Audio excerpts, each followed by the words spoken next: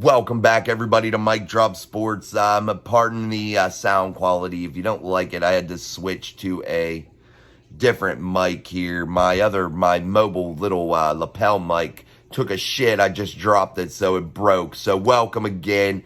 This is Mike Drop Sports. We're here. Steelers, Ravens, post game. What a game, guys. That was huge. What a huge game for your Pittsburgh Steelers. They came on at the end. The first 3.5 quarters were absolute shit for the offense. The defense kept them in the game.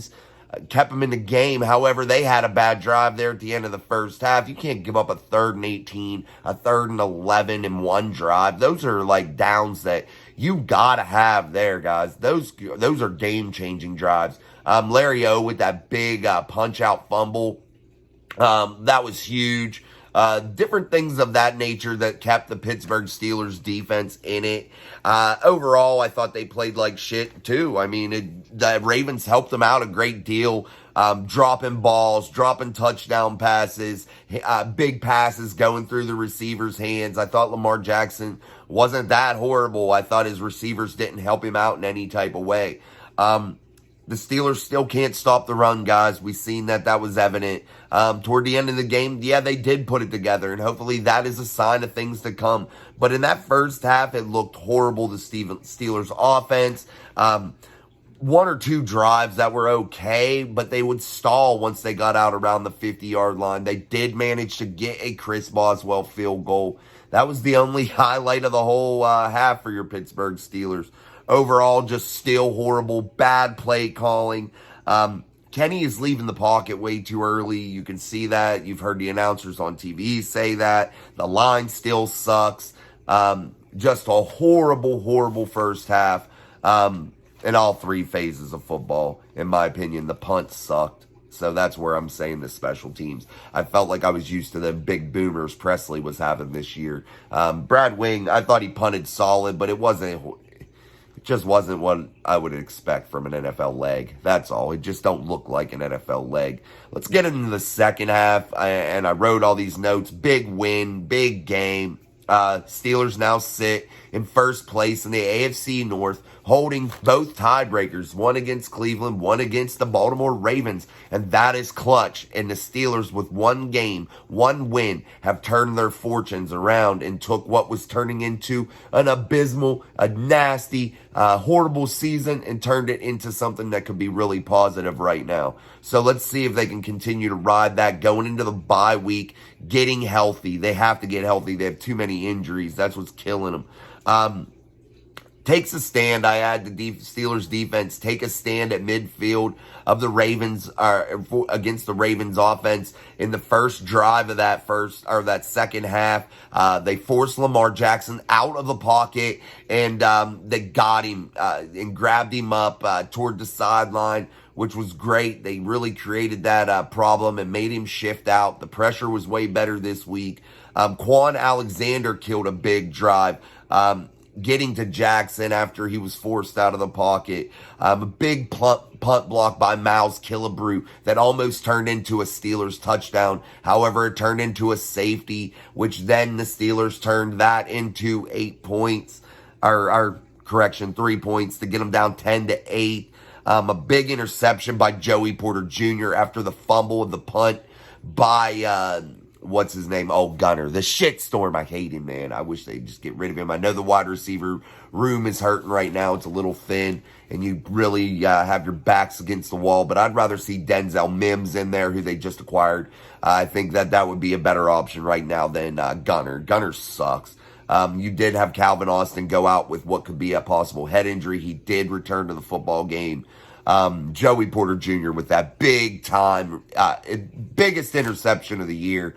What will prove to be a very big interception in his career, in my opinion, against the hated Baltimore Ravens in the end zone, to take control of the football game, really swing the momentum back to the Steelers after they lost it with Gunner, fumbling the ball. And get a big divisional win to take the lead in the AFC North.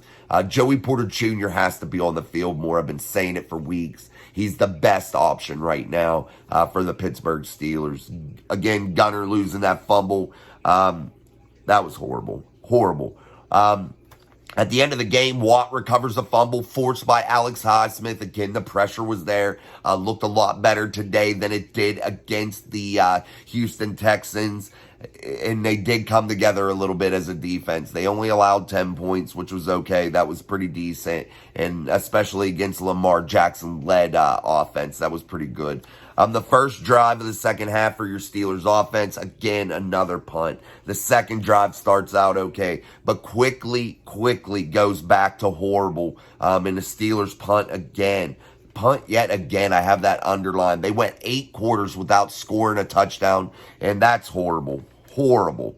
The O-line still looked bad in the second half, and I wrote down an underline, 8 quarters without a touchdown for your Pittsburgh Steelers.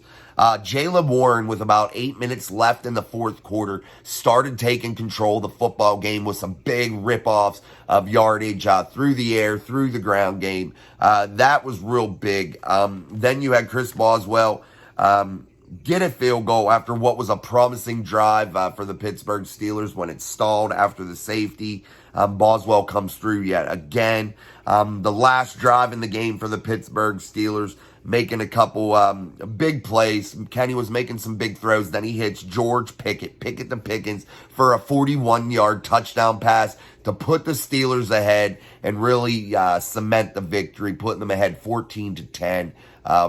What a big game. Big game. We're going to do a further breakdown tomorrow. I just wanted to jump on here, give my quick reflection of the game. The Steelers got lucky. Lamar Jackson's receivers helped the Steelers out. The Steelers did pour it on at the end. The defense had a way better showing. I still think Patrick Peterson blows. I think Joey Porter Jr. needs more snaps. Jaylen Warren proved that he should be probably the number one or just get the majority of the snaps and be a 1A, 1B type backfield for him and Najee. Najee, I felt like looked good at times, running really hard. So I hate to knock fully on Najee Harris, but big game all around. The offensive line has to be fixed during this bye week. You have to fix it. The offense as a whole. Kenny Pickett has to be able to be a little bit more comfortable. He can't be running for his life every play and to be expected to make dramatic throws and turn something into nothing all the time.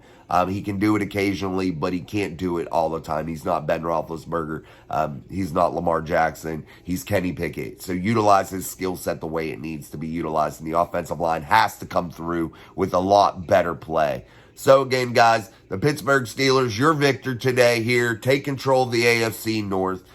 Big game. Look out for tomorrow's show here on Mike Drop Sports. We're coming back with a full game breakdown after I rewatch this football game, and we're going to deliver you everything you need to know and what you need to carry with you into the bye week and what we need to be looking for when the Steelers return to action in 2 weeks. So again, thank you guys for stopping through the channel here. Mike Drop Sports. We appreciate it. And until next time, peace.